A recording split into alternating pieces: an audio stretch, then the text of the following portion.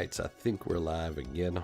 I don't know what the fuck just happened. OBS just like crashed on me. So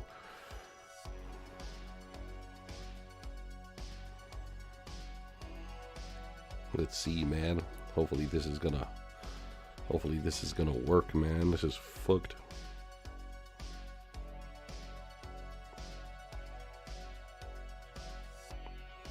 Alright, now I gotta reshare the fucking link because that video is all fucked. Man, that's super annoying, man. That's stupid as fuck.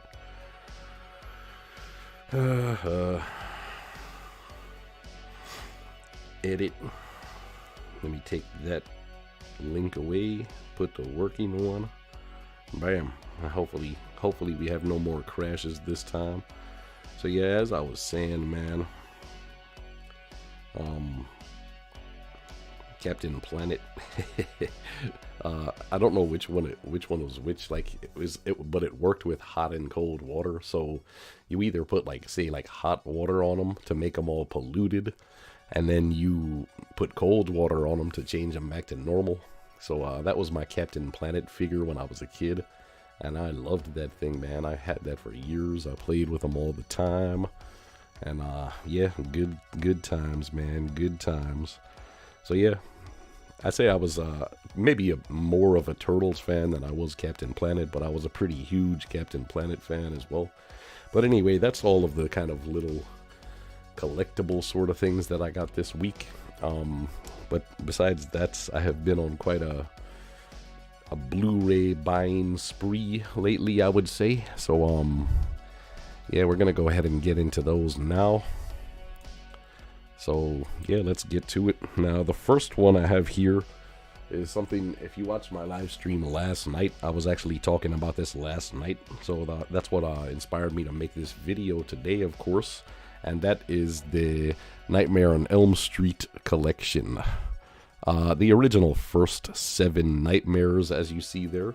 So it's got a little slip case right there, a little sleeve for it, and then obviously the DVDs are inside. Now they've divided this up a little bit weird. There's 4 discs. The first disc just has the original Nightmare on there, the first part, and then the second disc has part 2 and 3. Third disc has part 4 and 5, and the fourth disc has Freddy's Dead and Wes Craven's New Nightmare. So they've put in like 2 movies onto each of the other discs. But all of the covers are the same as the slip sleeve, and like as this, they made all of the covers the same. So I don't really like this in terms of like, you know, a physical disc set for Nightmare on Elm Street. I wish they would have added a little more variety to it, and I kind of wish they would have had each movie on a separate disc, you know. That would have been way more ideal for me in terms of like having a nice set of Nightmare on Elm Street stuff. But it's okay. I mean, I guess the main thing is the movies, and then it does come with obviously featurettes and I believe commentaries and stuff like that, you know, of course. So I'll have to definitely listen to some of those at some stage. I don't know if they have like commentaries for all of the movies or not, or what the deal is, but they do have at least some commentaries there with Wes Craven and stuff. So yeah, that's one of them that I got. Nightmare on Elm Street box set. Like I said, been really enjoying the movie so far. I've watched the first Nightmare a bunch of times, but I haven't seen any of the rest, so that's why I was really interested to get that box set right there. And as I was saying last night as well, in case you missed that stream, the one major thing that for me that is lacking with this box set right here is I wish they had included Freddy vs. Jason on there as well, because I really want to see that. But it's not too big of a deal. I'm going to order that at a different point, at a different time. I can order that anytime, but I really want to see Freddy vs. Jason. But yeah, I've been enjoying these movies so far. I was saying last night, besides the first one, I mean, that's just a given. I think the first one's my favorite and the best so far out of the ones that I've seen. And I am up to part 4 now, so I'm moving on to part 5. But so far, I would think my favorite is part 4, man, to be honest. I just like the kills in that. They were nice and creative, and there was some crazy shit going down. So, yeah, I liked part 4. But I've enjoyed all of them so far, to be honest. Alright, moving on now. Oh, I got a PS2 game. I found this one in a charity store, and this is from what I understand, this might be kind of a rare game, man. So as soon as I seen it, I snatched it up, man. I couldn't believe that I actually just walked into a random Goodwill store and found this. It is Ed, Edd n Eddy for PS2.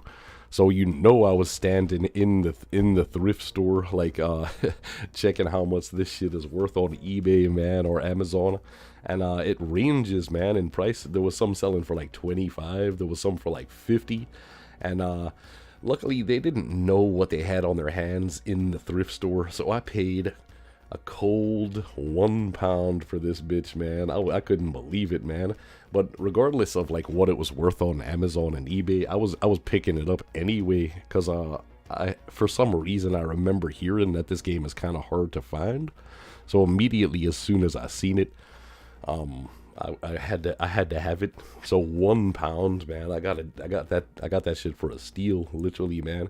And the first thing that really, besides all of that, besides it being like a more rare game and being worth way more than I paid for it, as soon as I seen the cover, man, I loved it. I had to have it as soon as I seen that cover. It's just so nice and like bright and colorful, and it really showcases their personalities there. So I really had to have that, man.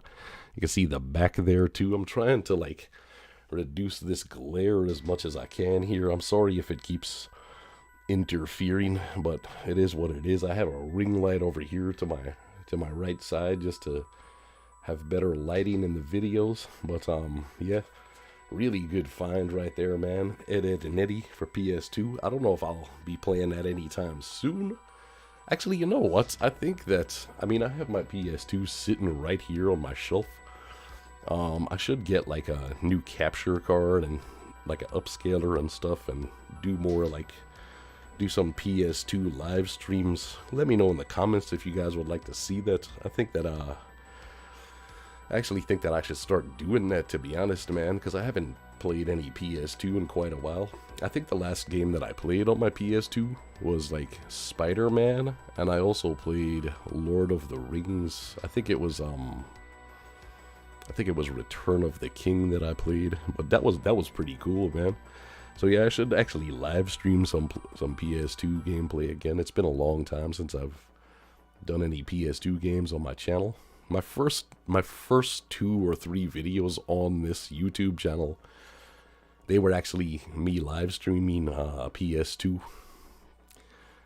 My first video ever was me streaming the Simpsons game, and then I did some Destroy All Humans after that. So yeah, it's been a long time.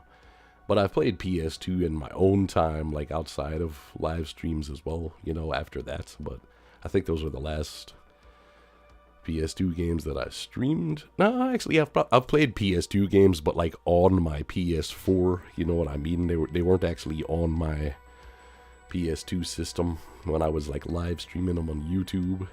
Besides, you know, the first videos that I did, they were on my PS2.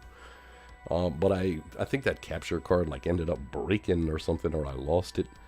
So that's why I haven't been, you know, live streaming any PS2. But I should definitely like invest in a new better capture card, and then I can, you know, do that. And I should also get a upscaler, as I said, to make it look like more crisp and better, higher quality and such.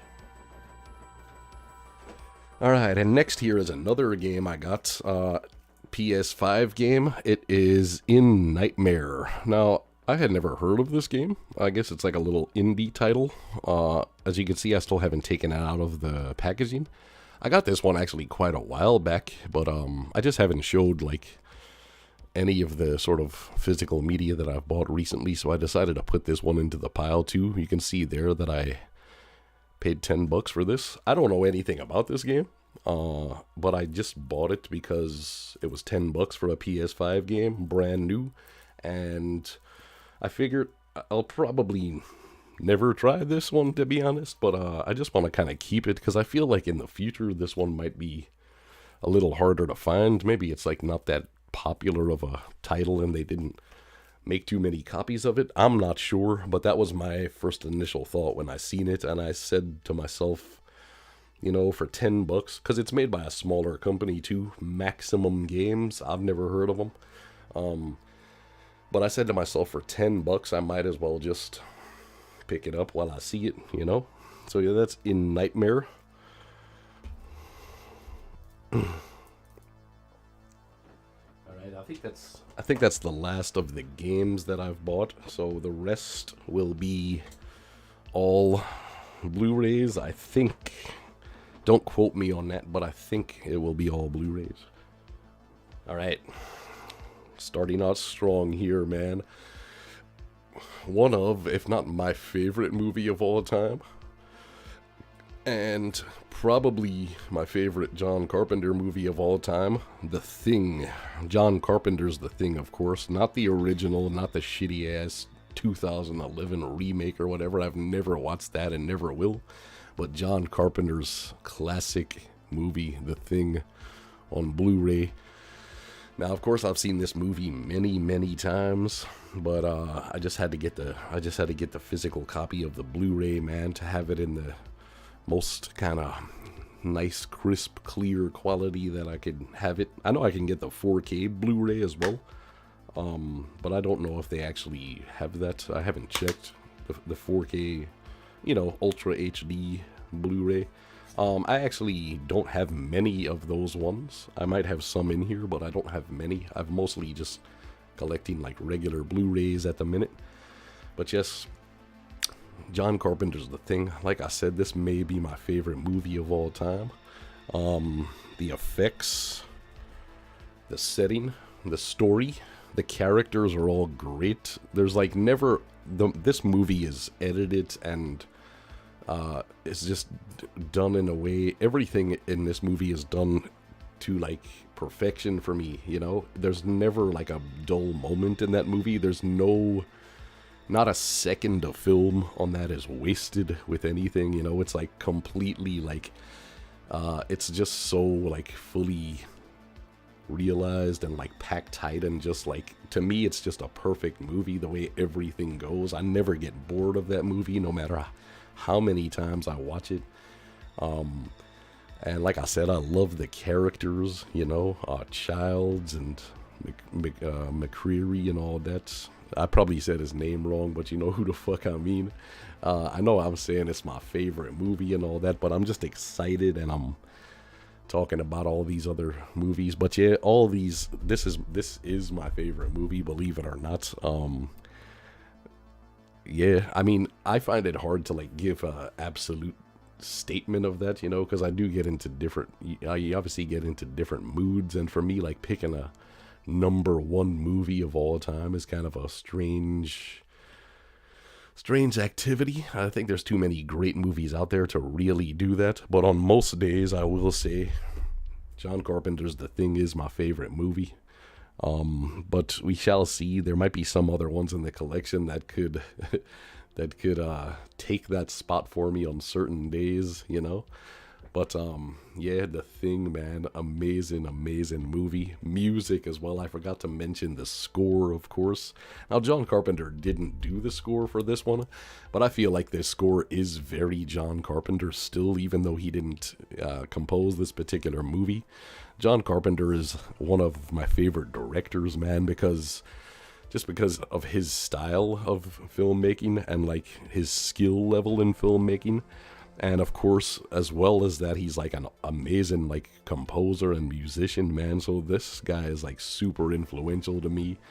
I love like every one of John Carpenter's movies that I've seen. I love, man. There's not one that I'm like, that's kind of shitty. Now, I haven't seen all of his movies, so I'm by no means saying that he hasn't made maybe he has made bad movies, but if any of the ones I've seen I've thoroughly enjoyed. But anyway, enough ranting about the thing. As awesome as it is, we will move on. All right, what do we have here? Oh, this is one 4K Ultra HD Blu-ray that I have, and that is The Matrix. I bought this one a couple of weeks back. I need to get this price sticker off more. It's just like it's really stuck on there in this particular one. But I didn't want to like damage the case at the same time, or the plastic, here. I didn't want to damage that, so I've got to like really take my time and get that off properly. But yeah, The Matrix is fucking unbelievable, man. The more I watch this movie, the more I love it. So you've got the HDR, and then you've got the regular Blu-ray of it as well, right there on the disc 2. And then disc 3, we have special features. I didn't even realize for some reason that this was 3 discs, even though I have popped this in already. I must have just forgot about that. But yeah, The Matrix, man. Keanu Reeves and Lawrence Fishburne together in this are unbelievable. One of my favorite parts of this movie, I mean, obviously the action is, just top-notch action. Like, you can't really get much better than what's happening in here in terms of, like, the way stuff is filmed and the way action is filmed. But believe it or not, one of my favorite parts in that movie is, like, not even an action scene. It is a dialogue scene where Morpheus is showing Keanu Reeves, like, he's like explaining like what the Matrix is to him, and they're sort of inside. They start out in like that white. It's like the first night when he kind of like submits to Morpheus, when it's like it's like raining outside, and he meets them like under that bridge, and they take him into the car, and they pull that little fucking mechanical shrimp out of his stomach, and he's like freaking the fuck out. And then they go and they meet Morpheus, and it's the first time he like meets Morpheus, and then he starts like explaining to him like that things can, how things are gonna. He can't explain really like what the Matrix is. He has to like show him and all that. Those are some of my favorite scenes. And then I think as well, like, it's just his delivery, like Morpheus's delivery, and like, I mean, Lawrence Fishburne's delivery of his lines and everything are just like, it's so like captivating to me. You know what I mean? And then that scene, and then the one where he's like explaining, like, he brings him into like a construct, and it's like the white room, and then he gives the exposition about like what happened to the real world and all that, and then he's like projecting it around them and stuff. That's another one of my favorite scenes in the movie. For some reason, man, it's just Lawrence Fishburne's acting, and like how he's like, like I said, how he's delivering his lines and everything like that. I just find it like completely captivating. So yeah, The Matrix, man, what a fucking movie.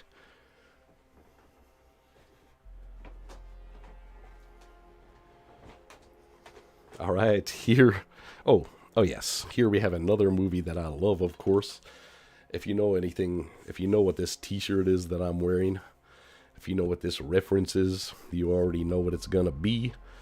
It's a Tyrell Corporation Nexus, and that is Blade Runner by Ridley Scott, starring, of course, the great Harrison Ford. I got the 2-disc edition, the final cut of Blade Runner there. So, yeah, I love Blade Runner, man. I love cyberpunk. I love the genre of cyberpunk and the ideas that it sort of speaks of and everything. I just kind of love everything about cyberpunk, the aesthetic of it. And just sort of like the whole like noir aspect of it as well in a lot of cyberpunk media.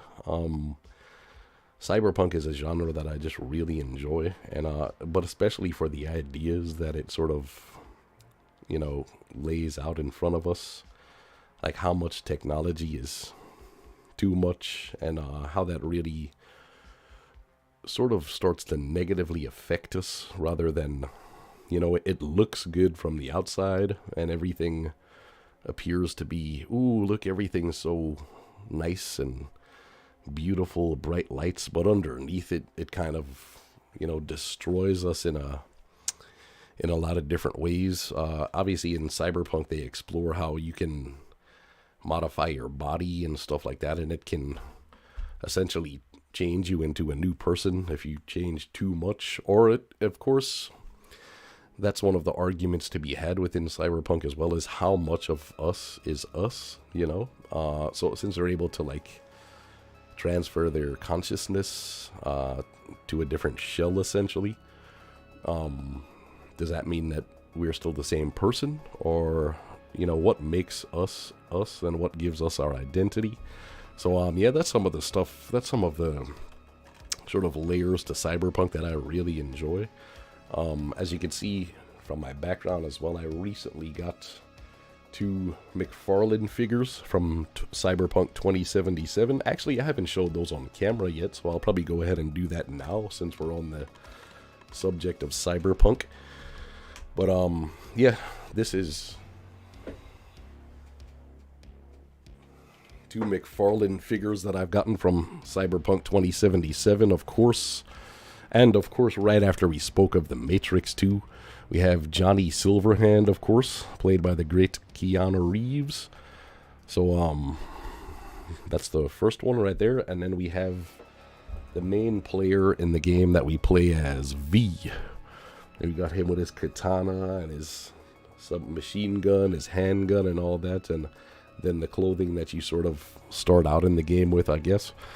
So yeah, these are freaking awesome, man. I was looking at these figures for a long time, but they were kind of pricey for what I wanted to pay for them. But I got these ones right here. As soon as I seen the listing for these ones, I like straight away ordered them. I got these ones for a steal, man. I think I got both of them. Both figures, I think I got for $15, man. So I couldn't pass that up. Once I seen that listing, I immediately went for it, man. So yeah, in case you see those in my backgrounds in my videos now, I actually forgot to address those. Those are like, I bought these like a few weeks back. So that's what that is in the background now of my videos. Because like I said, I haven't shown these really like close up on camera. But yeah, these are awesome, man. I love these.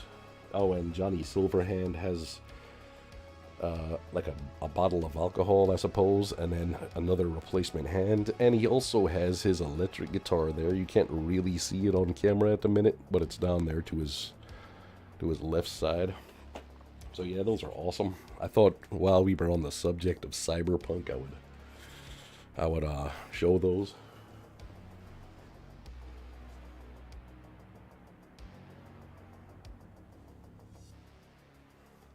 And yes, that's another thing, Cyberpunk-wise, that I've been playing a lot of again, man, on PS5. That's the game that I've played most so far on my PS5 since I've had it, is Cyberpunk 2077.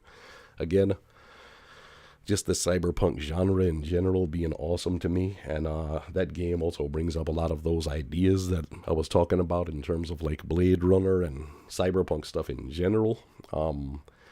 So yeah, like I've been saying, man, Cyberpunk is just an amazing genre to me, and I love everything about that. We actually did a Cyberpunk project when I was studying animation at university.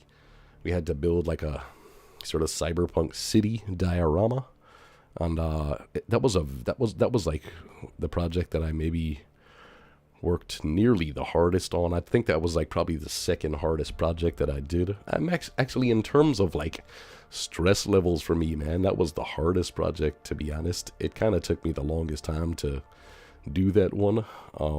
Even though it wasn't my main project for university, it was like second year, I believe, we did the Cyberpunk City. In terms of like scope and stuff like that, and just like the amount of like learning new things I had to do for that was the most stressful project for me. And besides the fact that I wasn't quite as used to like keeping the deadlines as tight as I was at the time, it was just really stressing me out a lot. So yeah, doing that project was like super stressful for me. And then we put it into we put all of our it was a 3D project, so we modeled all of our 3D assets and made the textures for them and all that, and then we imported everything into Unreal Engine 5, and then that's where I did like the directing of like the camera and the timing of all the shots and composing all the shots. I did that all within Unreal 5. That video is actually on my channel. I think you look in my animations I've created playlist, it'll be in there somewhere. It's like Cyberpunk City or something like that, I called it. But yeah, man, I'm talking a lot about cyberpunk tonight. I guess that just shows how much I love the genre. But yeah, moving on. Blade Runner, again, awesome movie. I had to have that in the collection, so there we are. Alright, and next up we have Star Wars The Force Awakens. Now, I know you're probably asking yourself, why do I have this? Why is this a thing? It was super cheap, first of all. But besides that, out of the newer trilogy of Star Wars movies, Force Awakens is kind of the one that I the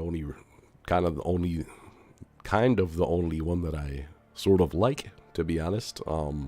I know that it's just a retelling of New Hope, pretty much. They went super safe with it.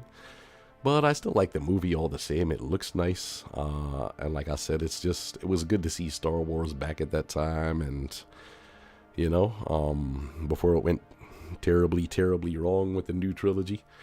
So yeah, Force Awakens is probably the only one of the new trilogy that I'll ever own on like physical copy of. I seen it super cheap, so I just decided to pick it up. But that was the same day that I got, of course, the original trilogy on Blu Ray.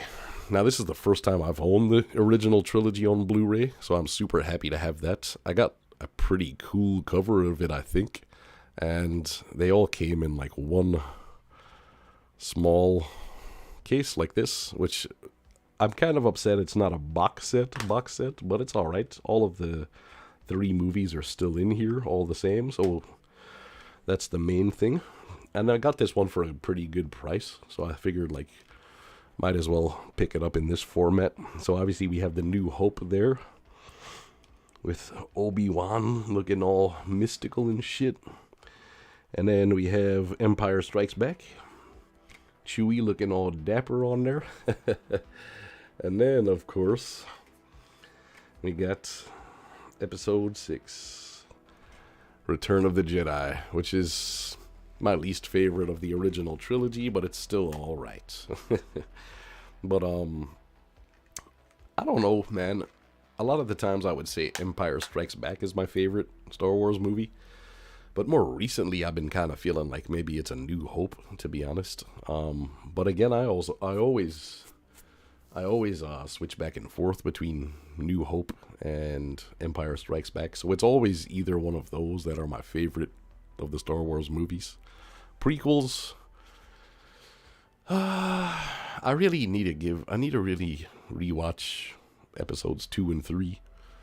Every time I've tried, I kind of just like either fall asleep or like, you know, whatever. But episode 1 I've watched a bunch of times. And it's good for like the nostalgia of it, you know. My sister and I used to watch it all the time when we were growing up. And so it has that quality to it, but it's not great in terms of like filmmaking. I mean, no, I can't even say that. I mean, George Lucas was trying a lot of new things with the prequel trilogy, you know, so we got to give him that. He sort of pioneered a lot of that's one of the cool things about George Lucas, you know. He's a pioneer in a lot of ways, you know, when it comes to effects. He even obviously showed that with the original trilogy. They did so much stuff in these movies that had never been done before, and he always likes to like challenge himself in new ways. So that's the thing really like. That's one of the things I really like about George Lucas. He's just not afraid to, you know, really challenge himself, and sometimes it sticks, sometimes it doesn't, but hey, you gotta respect the guy for like trying new things and really like being at the forefront of like new technology in movies and stuff like that. So of course Star Wars. Star Wars is amazing. I love Star Wars, the original trilogy overall, you know. Like I said, it does have its weak points, Ewoks and such, but it's cool. I love Star Wars all the same, as you can tell by my stormtrooper back there. All right, and here we have another sci-fi classic that I seen this maybe like 3-4 years ago for the first time, and I fell in love with the movie, so I had to have the Blu-ray of it. And that is Stanley Kubrick's 2001: A Space Odyssey. Like I said, love this movie. Great hard sci-fi movie. Really makes you think, you know. And it's just, this movie is such great visual storytelling, you know, even in the way it's like, even in certain edits, like this guy can make you think 1,000 things with like one single edit. And I'm thinking, when I say things like that, I particularly am thinking of like the scene toward the start of the movie when the ape throws the bone up into the air, and then it does a match cut and like changes into a whole space station. And that one match cut right there makes you think, like, so that was the first time the ape had like realized that he can use a tool, and it started to like form that idea of like, okay, now that's what's gonna, you know, lead to the ape's evolution into human. The ability to use tools to like make their life easier and to like help them do things. And so what that represents is like the bone being match cut, and like being like the next shot is like the big space station. It shows like how far like we've come from being like that ape that was throwing the bone in the air because he was happy that he figured out that he could use a bone to like kill an animal to provide food for himself and his family. And we fast forward, and now humans are making these hugely impressive space stations with like all kinds of the best technology, and they're able to like travel the depths of space. And that one match cut just makes you think about all that so much, and like the possibilities there, and like it's just insane what Stanley Kubrick did with that movie.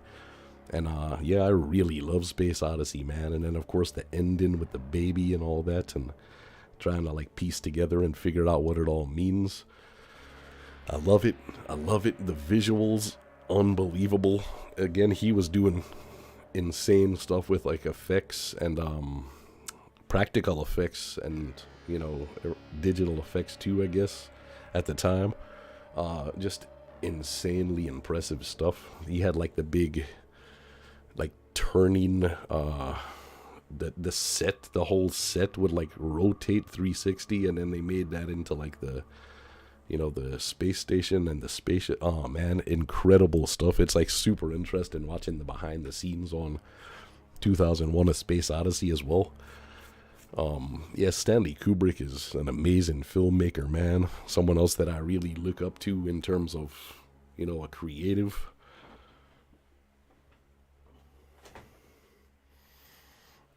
And from Stanley Kubrick to the next one here, Iron Sky. I don't want to show this swastika too much on my YouTube, but it is what it is. It's not my fault that it's on the cover of the movie. But Iron Sky is just one of those movies, man. It's like dumb fun, you know what I mean? It's like the concept is just so utterly insane that you just like have to see how that plays out, you know? So yeah, I got me some Iron Sky. I haven't watched that movie in a while, but I seen the Blu-ray for cheap, so I decided to just pick it up while I seen it. Oh man, and another masterpiece, Ninja Turtles Out of the Shadows. Now, Out of the Bay produced Ninja Turtles, this one is the much better one, in my humble opinion anyway. In every regard, I think. they sort of toned down the design of the turtles a little bit in comparison to like the first Bay Turtles movie. They still look like weird as fuck and kind of ugly, but in comparison to the first Bay movie, they did improve a little bit. Also, Megan Fox as April O'Neil, her acting actually got better in the second one than in the first one for whatever reason. Maybe she had an acting coach or something like that. I'm not too sure. Or maybe she was just enjoying doing the second one more. But she is better in this one than she is in the last one. And of course, then we have fan favorites finally being put onto film in a Ninja Turtles movie. And that is Bebop, Rocksteady, and Krang. They all show up in this one. So again, that's another reason why Out of the Shadows is like way better than the first Michael Bay Ninja Turtles movie. They're awesome in the movie. It's Sheamus, the wrestler Sheamus is playing one. And then randomly as fuck, the one of the dads from Malcolm in the Middle, like Stevie's dad from Malcolm in the Middle. You remember that kid in the wheelchair that like he would take a breath every time before he said the next word. That kid, his dad is fucking one of Bebop and Rocksteady as well, which is random as fuck. And then Krang is pretty cool too. He's a CGI monster, but of course, I think doing these guys with like a puppet would have been kind of, I mean, it would have been really hard too, but it would have been kind of, I think it would have been pretty difficult to make them look good as puppets too, especially the stuff that they had them doing in the movie. So in the case of this one, I kind of forgive that it's like CGI rather than animatronics or puppets, you know. But like I said, this movie right here, if you watched the first Michael Bay Ninja Turtles movie and kind of hated it, I do kind of understand that, and maybe you didn't give this one a chance. But if that's the case, I would kind of recommend this one, man. It does get, it is a pretty sizable improvement over the first Michael Bay one, in my opinion. And one of the best parts about this one too is that you see a lot more of the turtles in this one than you've seen in the first Michael Bay movie too. So I'm not saying that this is the best Turtles movie out. Of course it's not, but it is a big step up from the first Michael Bay movie. So that's why I got this one. I am getting but I will be, of course, the first ever like Ninja Turtles movie is the best one, hands down. Of course, there's none of the other ones compared to that in terms of like how badass it is. But I have been meaning to get the box set of the original 3 Turtles movies as well, but I just haven't pulled the trigger on that yet. I seen it cheap in one of the stores that I was buying some of these Blu Rays in. I seen it in there, man, and for whatever reason, I think it was the same day I was buying The Matrix and a couple of other things. I seen it in there for cheap, and for some reason I was like, oh, I'll come back like tomorrow or whenever and get it. And then when I went back, that shit was gone. I don't know why, I just didn't buy it the same day. That was kind of fucking stupid, but it is what it is. I have seen it online for like $15, so I'll probably just go ahead and order it on there. But it was cheaper in the store. I think it was like $10 in the store for the original 3 movies on Blu-ray. But yeah, that's definitely going to be a set that I'm picking up soon anyway. Alright, and here we have classic Back to the Future 3. And of course your first thoughts are probably, we have Michael J on there looking very dapper in his cool cowboy hat. But I know your first thoughts are probably, where's the others? And that's a good question, man. But the reason why I got this one is because I seen this just super cheap in a thrift store, so I was like, I'm gonna just get it while I see it. I think it was like 50 cents, man, or like less, or a pound maybe at most. So I just went ahead and picked it up. I will probably get the other two at some stage. I've seen all the Back to the Future movies many, many times, but I'm glad to. I'll probably just add them to my physical collection. But yeah, that's the reason why I didn't just go ahead and buy like the box set of all three, is because I just seen that one super cheap by itself, so I just decided to pick it up at that time. But in terms of like which Back to the Future I like best, I would probably say the first one. I used to like the second one the best, but I kind of think that I like the first one the best now. But again, all great movies. The third one is also great too. There's like laugh out loud moments in the third one that I just are so memorable.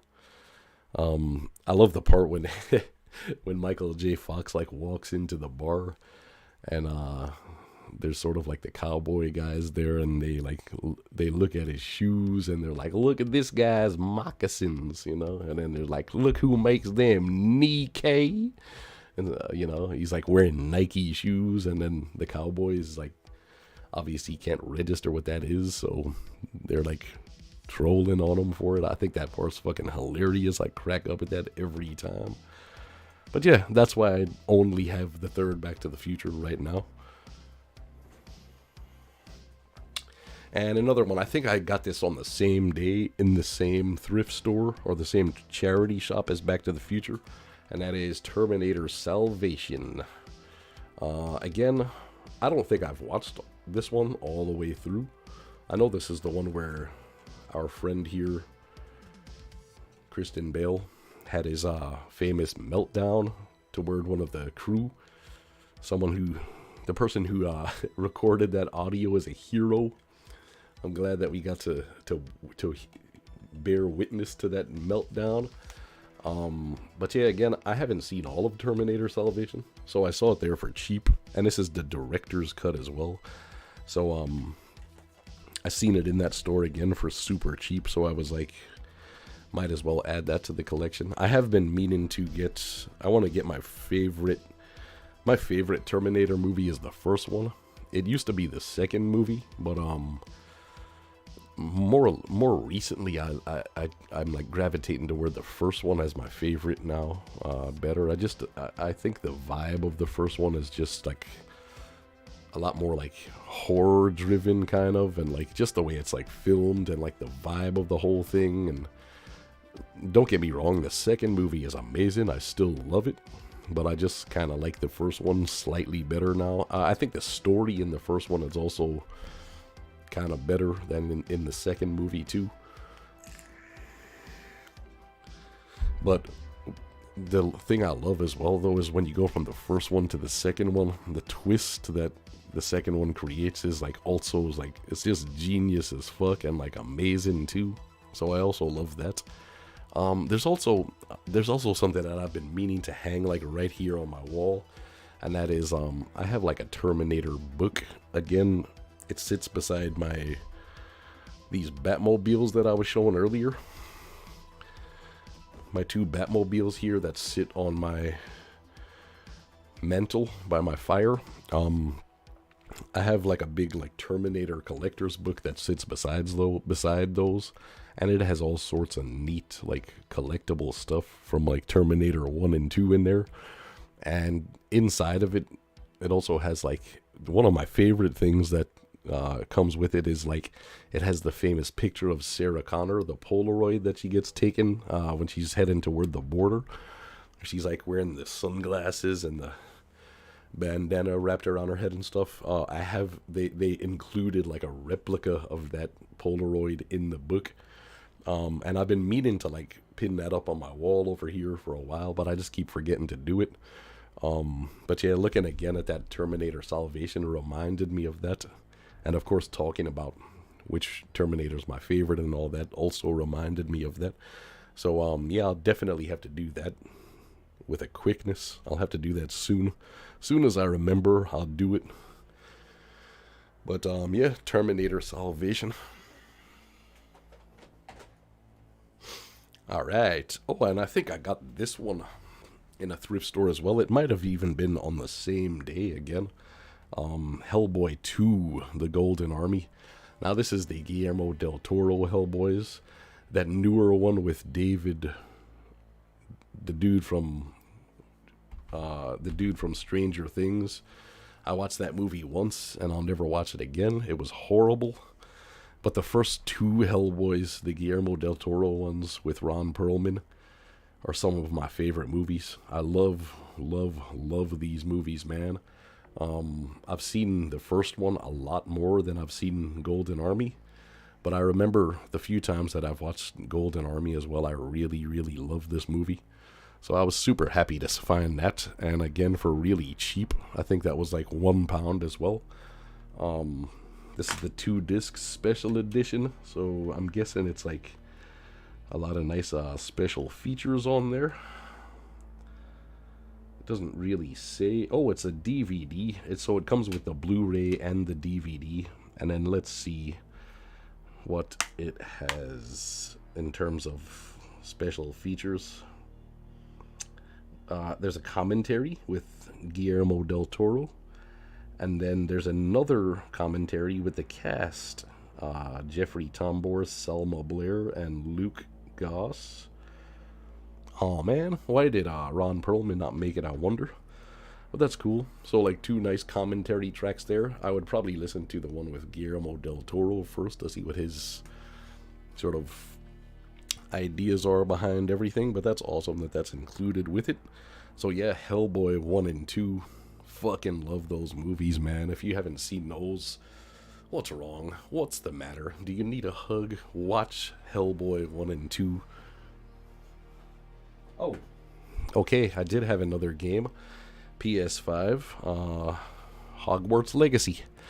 Finally got around to trying Hogwarts Legacy. Now, I haven't played too much of this yet. I've played maybe like an hour, which I did a live stream of on my channel.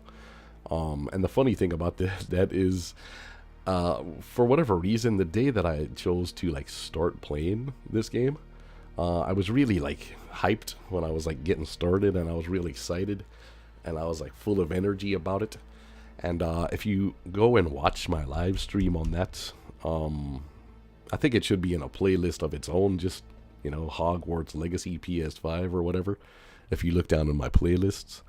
But the funny thing about it is, like, a half an hour into the video, I fucking fall asleep, man. Like, I fall asleep on the stream, and I'm there, like, snoring, man. I'm snoring during the fucking live stream.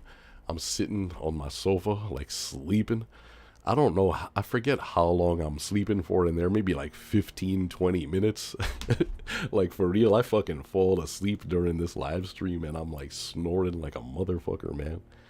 And yeah, I was like, oh my god, I woke back up at the end, and I'm like, what happened?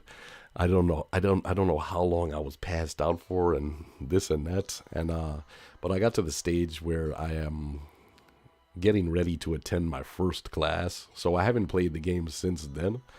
Again, that's not a knock on the game. I was enjoying it. For whatever reason, I just got super tired while I was streaming, so I ended up like falling asleep. And I am looking forward to hopping back into this at some stage very soon. So yeah, stay subscribed to my channel if you want to see part 2 of Hogwarts Legacy. Something actually related to this that I should have actually showed in this video too, but I forgot that I was even going to show this. I actually got the first 4 Harry Potter books recently as well. Like the original prints of them, man. Like the ones that are like worth kind of a lot of money. I found those in a fucking, like, again, man, like a book drop. I found the first print Harry Potter books and like picked them up, like $2 for 4 books, man. I could not fucking believe it. I snatched those up so fast when I seen them. But those are downstairs on my bookshelf. But I should have actually shown them in the video. I don't know why I didn't do that. But anyway, I can show those at a later time. All right, next. A movie that I love watching. I've watched this quite a few times now, this movie. And in general, I'm loving what these guys are doing with this current sort of era or these iterations of these movies. And again, because I'm hyped to see the new one at the end of this month, I've been like rewatching these 3 movies. But this one is the one that I got most recently, Godzilla, King of the Monsters. I have Kong Skull Island already. Actually, it's probably in here as well. But yeah, I love these movies, man. I love this one. I love Kong Skull Island. And I love Godzilla vs. Kong. I think they're just super fun movies. Like, you don't have to think too much about them. The story is there, but it's not like super complex, so it's just a movie that you kind of just can switch off to and just enjoy the fights, you know. And I really, like I said, I really enjoy these movies, man. So I had to pick up all 3 of these before I go to see the new Godzilla vs. Kong at the end of this month, at which I'm super hyped to see, man. I'm gonna go see that one in theaters. I don't think I've seen any of these newer ones in theaters. I think Godzilla vs. Kong was that streaming only? No, I think it did go to theaters, but then they also had it like streaming as well from like the day that it was released too. But again, I haven't seen any of those in theaters. I've just watched them like a lot of times on Blu Ray and on streaming and stuff. But again, I love those movies, man. I love the current MonsterVerse movies. I think they're like really just great, like popcorn flicks, you know. Alright, here is 2 that I picked up yesterday on my birthday. This was I guess this was my my birthday present to myself. I'll go ahead and show these as a set because that's what they more technically are. And that is 89 Batman and Batman Returns. The Tim Burton Batman movies. Something that's highly upsetting about this, I don't know how this happened, but I had these in my backpack yesterday. I went to my family's house for a little gathering for my birthday for a while. Left my backpack in my dad's car on like the front seat on the floor. And when I got home, Batman 89, the case is fucking cracked. Is all cracked and shit, man. Cracked on the bottom. I was like very fucking upset about that, man, because I like to take good care of my physical media. Now, the disc isn't broken, but the bottom of the case is all cracked and shit, man, and that's like super fucking annoying. I've been actually annoyed about this all day, to be honest. I can't believe that my beautiful new Blu Ray that I got for myself for my birthday ends up getting fucking cracked like that, man. But I'm gonna just I guess I'll just get like a replacement case for it, because like I said, the disc isn't broken, and Batman Returns is okay. It's not cracked, and the disc is okay for that also. Now again, something about these ones though, I'm not like 100% happy, because I got these ones brand new. Actually, I bought these out of HMV yesterday. For a long time, I didn't even realize HMV was still a thing. And then a couple of weeks ago, I was in the city and I was like, holy shit, HMV is still open. And that's actually where I got the first Blu-ray that I showed as well, the Nightmare on Elm Street box set. I got that in HMV as well. I forgot to mention that. But yesterday I was in there and I was looking for the box set, the quadrilogy of the 4 Batman movies from this time. You know, they had obviously Batman 89, Batman Returns, Batman Forever, and Batman and Robin in a box set. They had it on their website, but when I got to the store, they didn't have any in stock. They only had these ones, like the single copies of like 89 and Returns. They only had the 2. I mean, they had a lot of the animated ones. They had the Robert Pattinson one. They had the Dark Knight trilogy and all that. But in terms of like this era of Batman, they only had these two. So I was kind of disappointed by that. So like I said, I wanted to get the quadrilogy box set. But I just got these because I was like, you know, I really wanted to watch them on Blu Ray. And I can always get Forever and Batman and Robin at a later time if I want to. It was more for like the collector kind of in me that I wanted to get the box set anyway, because these are the ones that I wanted the most out of the box set. But at the same time, I would have liked to have the George Clooney cheesiness and the Val Kilmer and Arnie and Jim Carrey and all that. That's kind of why I wanted those other ones too, you know. But all the same, despite, like I said, despite the fucking case cracking and not getting the quadrilogy box set, I'm happy that I picked these up, and I look forward to watching them. I've watched both of them recently, but just not on Blu-ray. I think I watched them on streaming or something like that. But these shits look the movies look way better on when you watch them on a disc. They look way more clear and just way better to me when you pop in the disc over watching it on streaming. So that's another reason why I like love collecting physical media, to be honest. All right, what do we have now? Okay, this is one that I've been enjoying a lot, and that is Jurassic Park, the original trilogy. Obviously titled here the Ultimate Trilogy. This is the first 3 movies. I didn't really care to pick up the Jurassic World trilogy too much.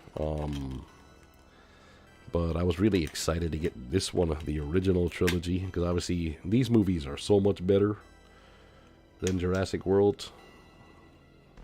I do enjoy Jurassic World as well, but I just like the originals a lot better, to be totally honest. Especially the first one, of course. But the second and third do have their moments too. I love in Lost World when they bring the fucking T-Rex to California. That's hilarious and awesome. And I remember seeing that in theaters.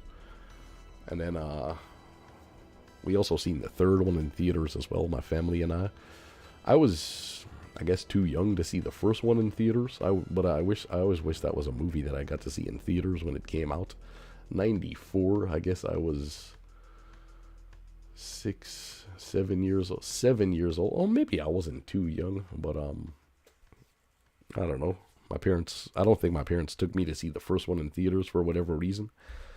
But that's all good. I got to obviously see the movies anyway, regardless if I had seen them in theaters or not. But yeah, I'm super happy to have this in the collection. Ultimate Trilogy. Right there, buddy. Classics. Now this next one is my favorite anime of all time. My favorite anime creation of all time. Which also combines with something that I was talking about earlier, and that's the cyberpunk genre. Now, I guess I should say as well that I'm not a huge anime guy. I do respect anime, of course, and I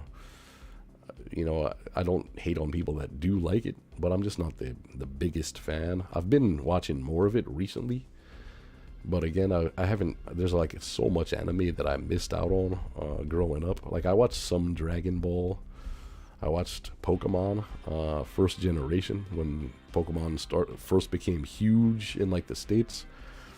I was in like middle school, so I watched that, and I had like Pokemon Blue for my Game Boy Pocket.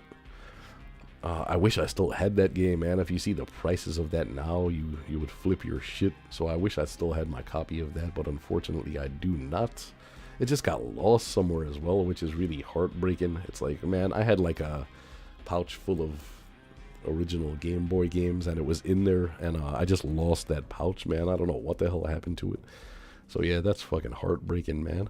But anyway, I'm on a tangent about Pokemon when I was really just talking about anime. And like I was saying, out of all the anime I've seen, this is still my favorite of all, and that is Ghost in the Shell. Now I got the 2.0 version. I kind of forget what the difference is. Hopefully it is like, hopefully this doesn't mess the movie up in any kind of way, the fact that it's the 2.0 version. But like I said, this combines anime, and obviously it's a cyberpunk movie, animated movie, and I just love this movie, man. I love the characters, I love Major, I love the ideas that the movie presents, I love the visuals, the music, everything about this movie I just adore. So yeah, this is my favorite anime that I've ever seen. Absolutely love it. Love cyberpunk, love Ghost in the Shell. What else can I say about it, man? Classic film right there. Like I said, I hope the 2.0 version doesn't kind of mess anything up about it. I can't remember what the difference is with that, but yeah, hopefully we're all good. Alright, going into one here. Now this is sort of like obviously like a complimentary piece to a Blu-ray that I'll be showing after this one, but this is Prometheus. A lot of people really hate on Prometheus, and I can understand why, of course. I understand their criticisms of this movie, but a lot of times I just try to forget that this is like part of the Alien movies, and I just kind of enjoy it on its own merits, you know. I really love the visuals in Prometheus. I love like the visuals of the movie. I love nice looking sci-fi movies like that. And if there's in any way kind of like cool story in there, I'll be automatically drawn to it, you know. In terms of like it being an alien movie and stuff like that, it doesn't like, I don't hate it, you know. It kind of bothers me a little bit that they had to like explain away like a lot of stuff from Alien, that it was just kind of really cool as being a mystery, sort of, you know, and that you could sort of make your own theories about and have discussions about. Prometheus just kind of like flat out like answers a lot of the questions. But again, I don't think it's a horrible movie. I think it's a beautiful looking movie, and I liked it. I really liked it the first time I watched it. And I still like it quite a bit. I've watched it a few times now, and I still quite really like the movie. So yeah, again, I don't hate Prometheus. I just kind of hate, in a way, I kind of hate what it like represents, if that makes sense, or what it, you know, sort of does in some ways. I just kind of dislike some of those aspects of it.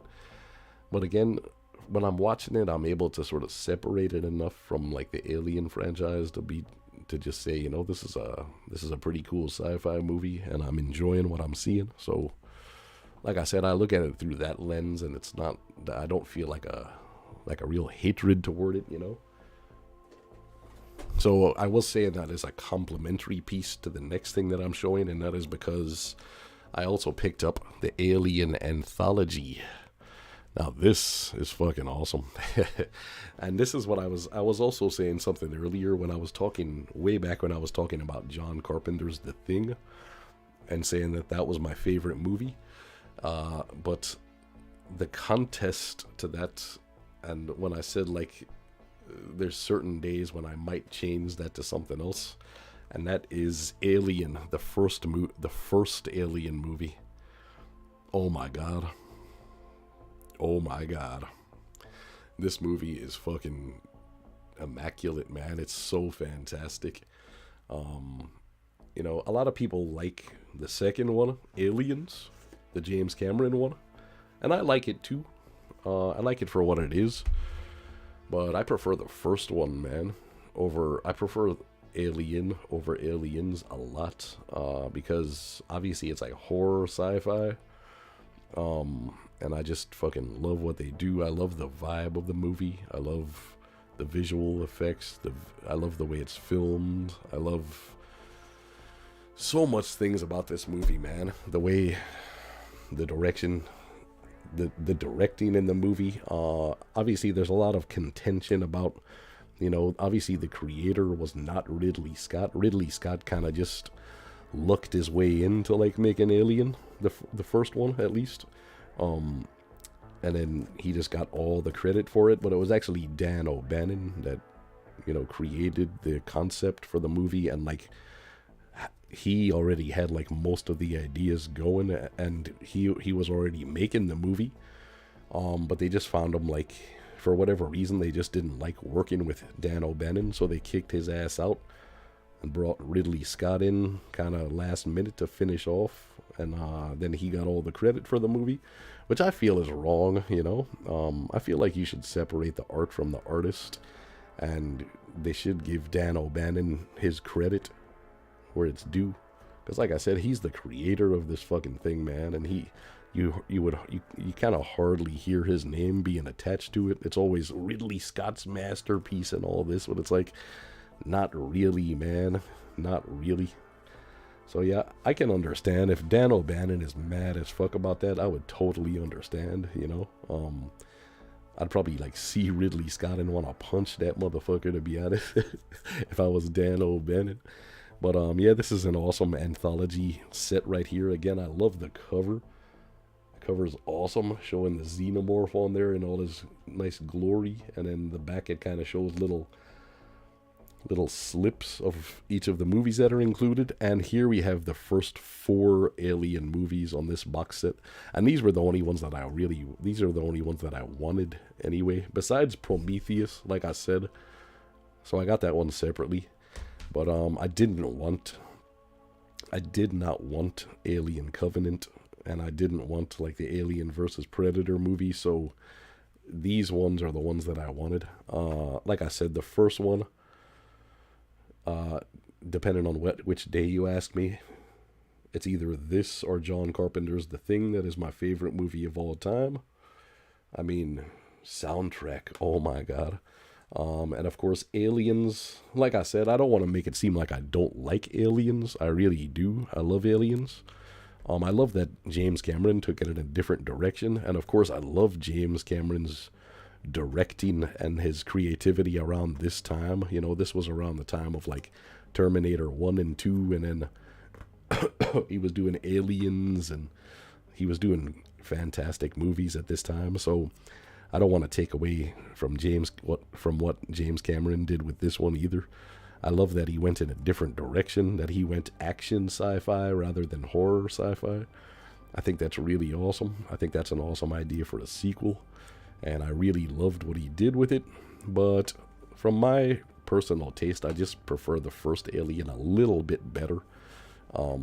Again, though, James Horner does the score for this particular movie, with James Cameron directing, and I think James Cameron did some of the score as well, but their music is awesome in both of these movies. So yeah, music, acting, characters in this one are phenomenal as well. Characters in both of these movies are just unbelievably great. Ripley's one of my favorite characters in like any movie ever. Sigourney Weaver. Alien 3. Now this one, the reason why I'm really excited to have Alien 3, now I know this one is kind of like critically panned. David Fincher's first movie, I believe, who obviously went on to do like huge things in his career, but this first movie of his was critically panned. But the reason why I was excited to get this one is because they also included the alternate cut to it, which makes it like nearly an entirely different movie. And I've heard that the alternate cut of the movie is actually a much better movie than the theatrical cut. So I'm glad. That's why I was like particularly excited to have this particular one in the set as well, was the fact that it had both cuts of the movie, because I really want to see that the alternate cut of the movie. I actually did watch some of it, and I was like, shit, this is kind of fucking cool. Like, the visuals were fucking badass toward the start of it and stuff, but I didn't get the chance to sit down and watch the whole thing yet. But like I said, I was liking what I was seeing so far, so who knows? Might be another worthy worthy entry in the series for me if I watch the. But you gotta watch the alternate cut, not the theatrical. The theatrical apparently is just not good. And this is one that I have seen. The fourth one, Alien Resurrection. And this one I really enjoy this movie too. Ron Perlman in there being crazy as fuck. There's some laugh out loud moments with him. I'm just wiping off some sort of like, I see some kind of like weird spots on there. On this one as well, there's some kind of, I need to wipe these off. I don't know what that is on there. It's like watermarks or some shit on the back. The discs play fine though. Like I said, I was watching these and they work perfectly. But anyway, to continue with what I was saying there, Ron Perlman just going crazy, and then there's what do you call her as well from like Edward Scissorhands and Stranger Things. Winona Ryder. Winona Ryder's in here as well, and she plays the android. And Winona Ryder looks fine in this movie. She is super hot in this fucking movie, man. I swear, man, that's just like, I think this is like the hottest I've ever seen Winona Ryder looking is in this movie right here. She just looks super sexy in this movie, man. So yeah, I'm like, I really like Alien Resurrection overall. I think this is a good entry into the series. So yeah, like I said, overall, these 4 movies right here, I'm really love that I really am happy that I have this set right here, because all of this that I've seen so far, obviously I love. Like I said, first one, probably my favorite movie, one of my favorite movies of all time, if not my favorite. And then Aliens, again, great movie. Alien Resurrection, really enjoy it overall. I really like the tone of Alien Resurrection as well. It was like a French director, so he kind of brought in like a different kind of vibe to the series as a whole. And of course, like I said, Winona Ryder looking just hot as hell in there. Ron Perlman being awesome in there. So yeah, like I said, overall, really love this box set right here, and I'm super happy that I picked that one up. Alright guys, we're getting kind of close to finishing here, so just bear with me while I get a little drink.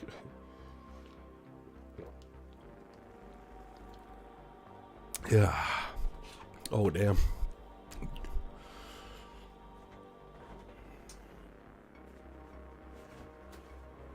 Alright, so what do we have next here? This is another thrift store find. I believe I got this in the same thrift store that I got Terminator Salvation and Hellboy in, but I think it was a different day. But that is Toy Story 3. Not necessarily my favorite Toy Story. I would say that probably 2 is my favorite, or maybe 1. But I picked this one up mostly just because it was cheap as hell. And I was like, if my nephews come over, I can pop this one in and they'll really love it. But I put on the disc of this just to see that it was working okay, and ended up watching quite a bit of it. This shit looks fucking amazing on Blu Ray, man. I put it into my PS5, and it's like watching a whole new movie. Like, this shit looks crazy good, man. So yeah, I'm happy to have that. I paid like £1 for it, like I said. Kind of more for my nephews than for myself, but there we have it, Toy Story 3.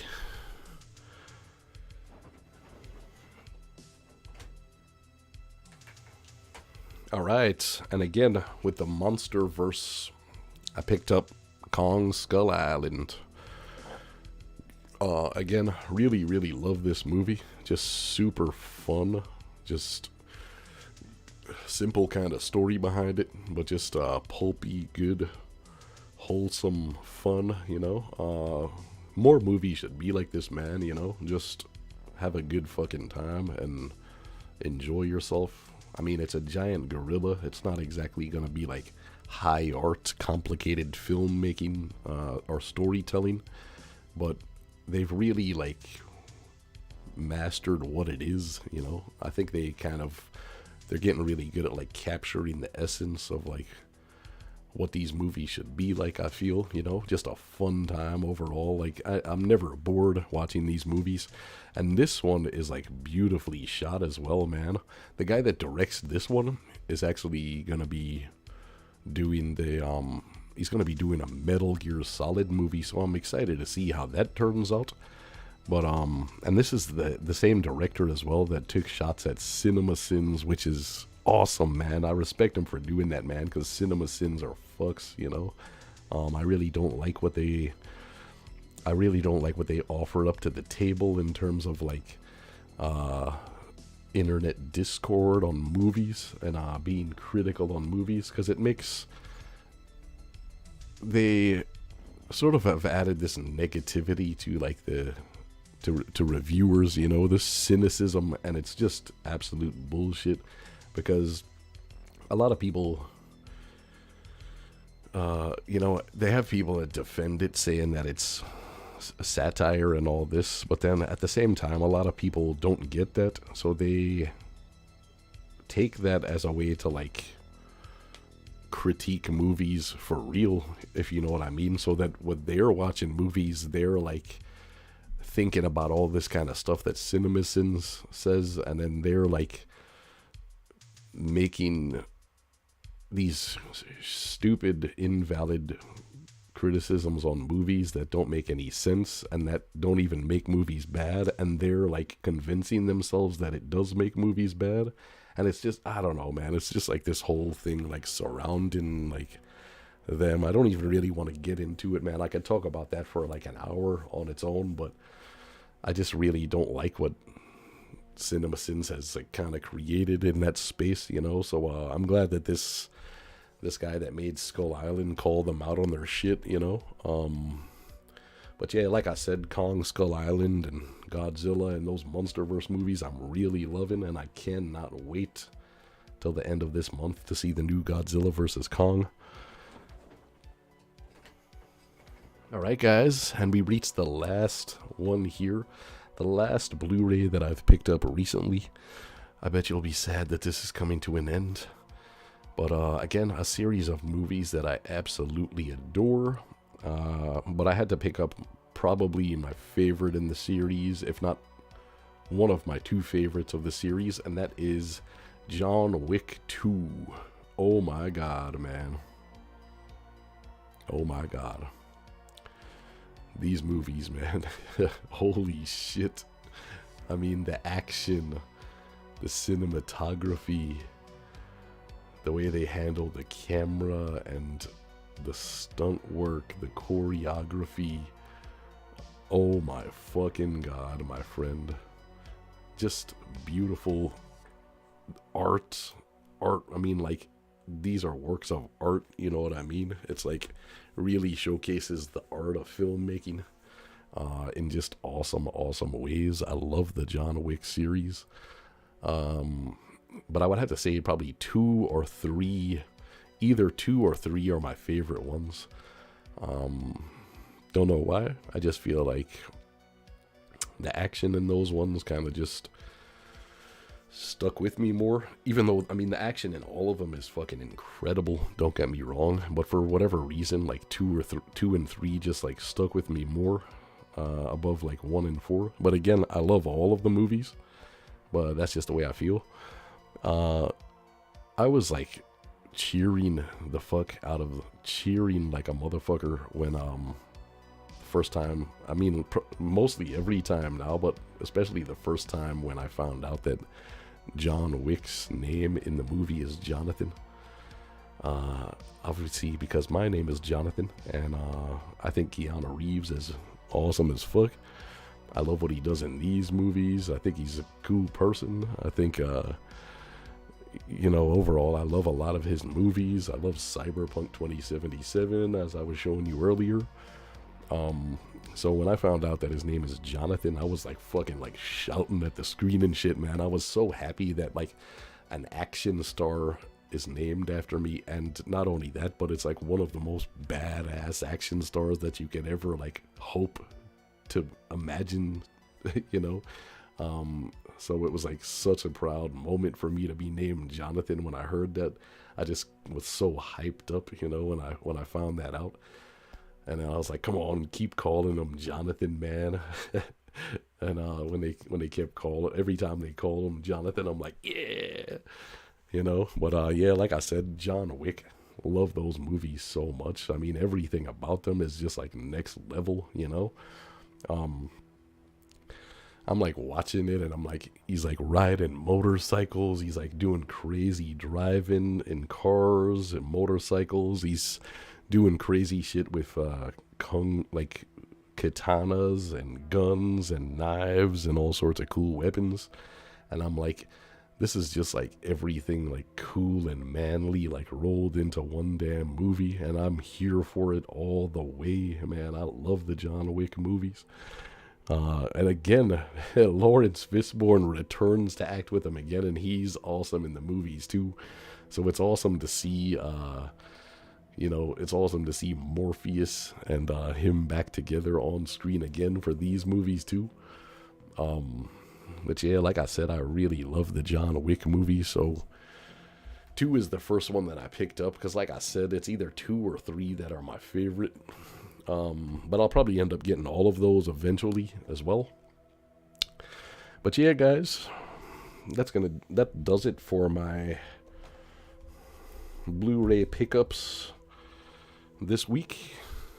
I would say over the past couple of weeks, more like, but I'm just getting the chance to show them all now. So again, if you want to take another quick look at them, I'll try to hold them up closer to the camera without dropping everything. And then I'll kind of work my way down. So there we have them.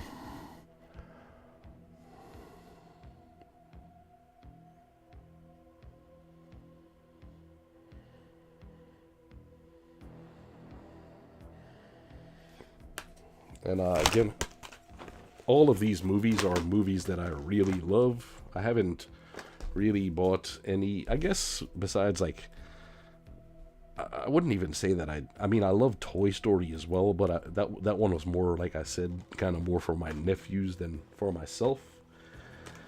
But again, all of these movies are movies that I really enjoy watching, and just really, kind of took my time to pick them. Like a few of the ones that I get in, like, thrift stores and stuff like that, those ones are kind of more like spur of the moment sometimes. But again, I won't generally like just pick up a Blu-ray if I just see it in there. If it's not something that I like, you know what I mean? If it's not something that I enjoy, I won't pick it up, obviously. But so yeah, that's kind of just like the way I'm collecting at the minute. I'm just kind of, there's either movies that I really want, or else just obviously like stuff that I enjoy. And if I see like a good deal on them, then I'll be like, all right, I'll sort of pick that up, like spur of the moment. But yeah, that's all of the ones that I've bought this time. So I'll probably come back at a later stage with when I buy more and show those ones as well. And I hope you enjoyed that. I'm gonna put these back into the bag now that I was taking them out of, just so that they don't fall. Just so that they don't fall everywhere.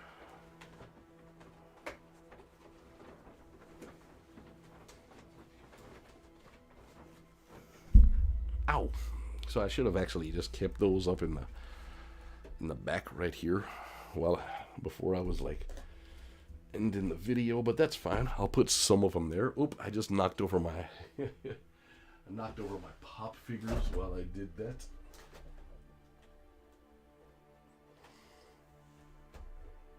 All right, there we are.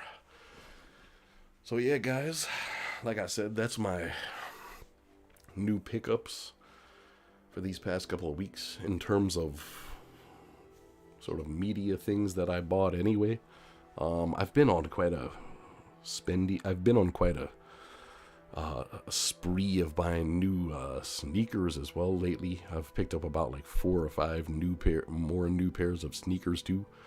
So I might actually do another live stream showing those too at some stage. Maybe I'll do that tomorrow or sometime soon anyway. But for this one, I just wanted to keep this one kind of like, media related stuff that I've picked up lately, and really hope you enjoyed that one. If you've made it this far in the video, I really appreciate you, and I'm thankful that you checked my video out. I really hope that you will become a subscriber, or at least consider it, and comment on my video if you want to see more like this, and if you do want to see like the new sneakers that I've gotten, stuff like that, like I said, give me a comment below and let me know, and I'll definitely do that. Other than that, you can check out some of my other videos. I've done a couple of other streams showing like new purchases that I've made. I do a lot of animation live streams. I've started doing live streams where I'm like making music now. I'm doing both, like I'm working on an EP at the minute, an experimental EP, and I'm making some music for my animated series as well. So you can check out some of my other live streams, like I said. I also do gameplay videos. And yeah, whatever else I kind of feel like doing, I just put up on the channel in a video. I do reaction videos as well to like movies or TV shows. So yeah, those are all down on my playlist if you want to check those out. Like I said, I'd be super thankful to hear from you. And tell your friends about my channel. And I really appreciate you. And I'll catch you next time.